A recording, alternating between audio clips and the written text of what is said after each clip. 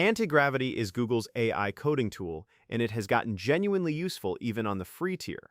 You get tab completions, command requests, planning mode, browser integration, and the agent manager without paying anything. The free tier has a weekly quota, so it is not unlimited. But for real day-to-day coding work, it holds up. Model availability depends on your plan, but even with Gemini 3.1 Pro or Gemini Flash and decent instructions, you can move fast. For students or anyone watching their spending, this is actually a pretty good starting point before committing to another paid subscription. But here is the thing most people run into after a few weeks. The model itself is not really the bottleneck. What becomes the bottleneck is everything around it. How does it plan before it starts writing code? Does it enforce any testing discipline? Does it know your project conventions? Does it carry anything useful between sessions or start fresh every single time? A capable model with no persistent structure around it still produces inconsistent work, and that is the gap that actually needs fixing. There is a GitHub repo called Everything Claude Code that fills exactly that gap for Antigravity. Despite the name, this repo now officially supports Antigravity, Cursor, OpenCode, Codex CLI, and of course Claude Code. The repo describes itself as an agent harness performance optimization system, which sounds complicated, but it basically means it gives Antigravity a proper operating layer on top of the raw model.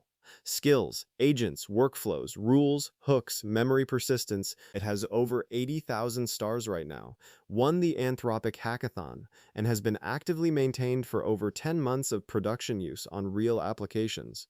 Version 1.8 shipped in March 2026. Now, before I walk through the install, I want to address something that comes up a lot when people hear about combining Antigravity with other tools. There are workarounds out there where people try to take their Antigravity or Google account credentials and use them inside third-party CLI tools like Claude Code or OpenCode to access Gemini models without a separate API key. It sounds convenient, but Google is explicit about this in their terms of service. Using your Antigravity login with unauthorized third-party software is a direct violation. Your account can get flagged or terminated, and you will have wasted time on a setup that was never supposed to work that way. If you want Gemini models inside a third-party tool, go through Google AI Studio and get a proper API key. That is the legitimate path. What I am showing in this video is using Everything Claude Code inside Antigravity itself, the way it is actually meant to be used. So what does this repo actually install into Antigravity? The structure has a few main pieces. Skills are workflow definitions written as markdown files. Each skill tells the model how to approach a specific task, like how to plan a feature properly, how to do a code review, how to follow test-driven development, how to handle front-end patterns, and a lot more. The Antigravity installer writes these into the .agent/skills folder inside your project. When you start a new conversation, Antigravity reads the available skill descriptions and loads the full instructions for whatever looks relevant to your current task. You do not have to manually call them out every time. There are also rules, which are always-on guidelines the model reads at session start. Things like coding style preferences, Git workflow conventions, testing requirements, performance patterns, these go into .agent/rules. And there are workflows, which are heavier structured sequences for bigger tasks like full feature implementation or security review. All of this combined means Antigravity stops starting from a blank slate every session and instead has a consistent operating layer it works from. The install itself takes maybe 5 minutes. First, you need Node installed on your machine since the installer uses Node packages. Then, from your project root, you clone the repo inside the project temporarily. So you run git clone, which gives you an Everything Claude Code folder sitting inside your project directory. Then you go into that folder and run npm install to pull the dependencies. Then you go back to your project root by running cd with 2 dots. Before actually running the install, I recommend doing a dry run first so you can see what it is going to write. Then you run the actual install command with the Antigravity target flag. The command is ./everythingclaudecode/install.sh, then --target Antigravity, then your language, so TypeScript or Python or whatever your stack is.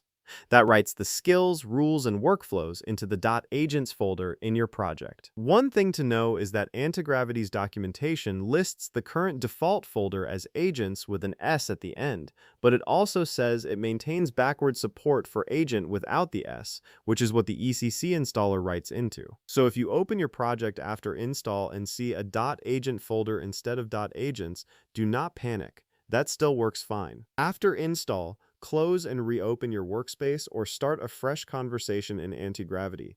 From there, it just picks things up. The agent reads the skill descriptions at the start of the conversation and loads the relevant instructions when something matches your task. You can also be explicit about it if you want. You can say something like, plan out an authentication system for this app and use the planning workflow, or review these changes like a senior engineer, or use the TDD workflow to add tests before implementing this feature. Both approaches work. Antigravity will often pick the right skill on its own, but being explicit never hurts for more complex tasks. Alright, let me show you this working on a real project. I am not going to demo a basic counter or a to-do list. I am going to build a full Kanban board with multiple columns, drag and drop cards, card creation, card deletion, and persistent state. This is a meaningful enough project that the structured workflows actually show their value. So the first thing I type in Antigravity is, plan a Kanban board app in React with drag and drop, multiple columns, card management, and low-to-rate persistence. Use the planning workflow. What comes back is not just a list of components to create. It is a proper implementation blueprint. It identifies the data model first. It defines interfaces before any implementation. It breaks the work into phases and marks where verification should happen. It flags the state management decision points. That structured plan is genuinely different from what you get with a raw prompt. Now I tell it to use the TDD workflow and start implementing. The TDD skill requires writing failing tests before any feature code. Watch on screen as it creates the test files for the board's reducer logic before touching a single UI file. That is the workflow enforcing test-first discipline, rather than tacking tests on at the end. As the implementation builds out, you can see the Kanban board taking shape, multiple columns rendered on screen, cards that are draggable between columns, an add card form, editable column headers, the Leicester tree integration so the board state survives a page reload. The front-end patterns skill carries specific guidance on React component structure and state patterns, and you can see that reflected in how the code is organized. Once the build is done, I run the code review workflow.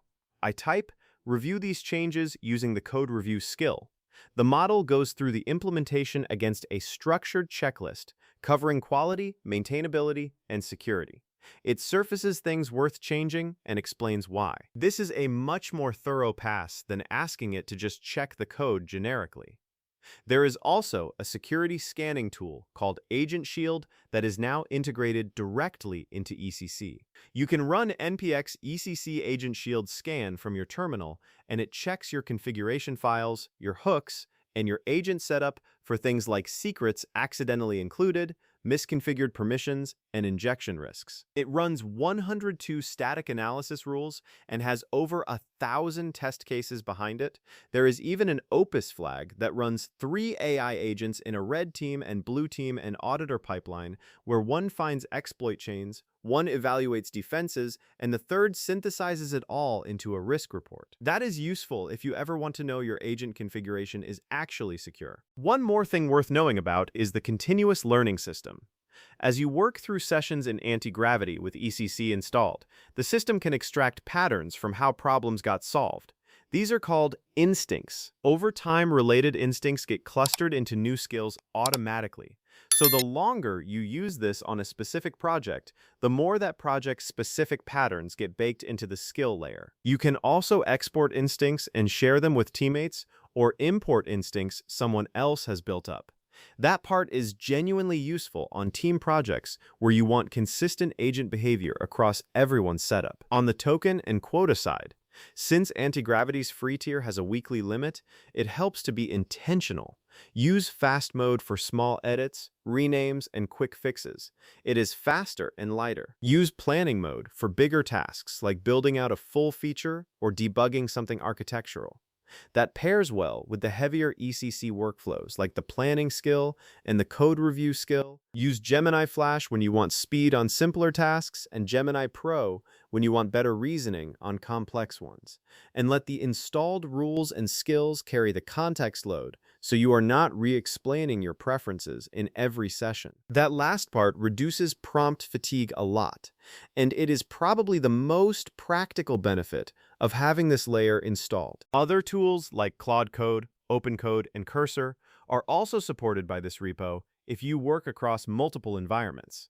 The same skill format travels across tools, but for the setup in this video, everything is running inside Antigravity the way it is meant to work. The repo is MIT licensed, completely free, and the link is in the description. There are also 2 guides linked in the README, a shorthand guide for getting started, and a long-form guide that goes deep on memory persistence, token optimization, and running parallel agent workflows if you want to go further. Alright, so that's it from the video, and I hope you enjoyed it. If you did, please like this video and subscribe to the channel, and I'll see you in the next video.